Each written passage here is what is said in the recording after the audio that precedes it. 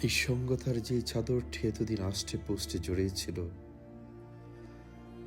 আজ তাতে বিচ্ছেদের বিষাক্ত লেপন মাখানো হলো।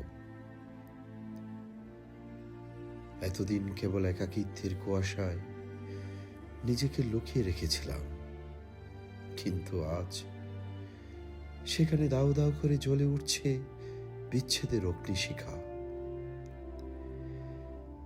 সে আগুনে পোড়া গন্ধে দম বন্ধ হয়ে আসছে। নিঃসঙ্গতার প্রতিটি ভাজে বাজে কেবল এক অসহ্য গুমোট হাহাকার। আমি তো এমনটি চাইনি। আমি চেয়েছিলাম তোমার অস্তিত্বে মিশে থাকতে। চেয়েছিলাম ভালোবাসার সেই উষ্ণ বাহুডোরে বন্দী হতে, যেখানে কোনো মুক্তি নেই।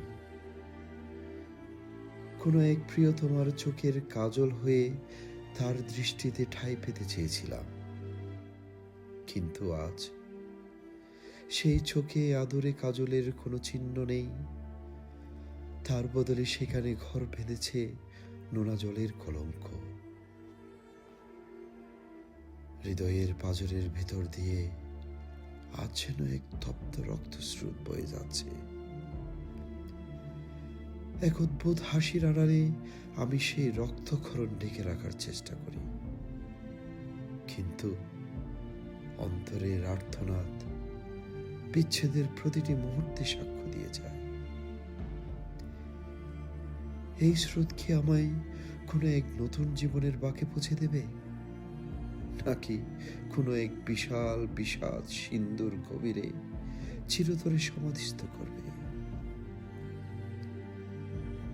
গাছের পাতা যেমন ঝরে পড়ার আগে একবার শেষবারের মতো বিবর্ণ হয়ে ওঠে, আমার ভিতরেও আজ সেই ঝরে পড়ার মৌসুম। পৃথিবীর এই কৌতূহলী আর তীক্ষ্ণ দৃষ্টির সামনে আমি নিজের ক্ষতগুলোকে লুকিয়ে রাখতে চেয়েছি, কিন্তু বিচ্ছেদের এই ঝংকার আজ নীরবতাকে ছাপিয়ে গেছে। অন্ধকারের মাঝেও আজ যেন রক্তাক্ত এক অবয়ব ফুটে উঠেছে,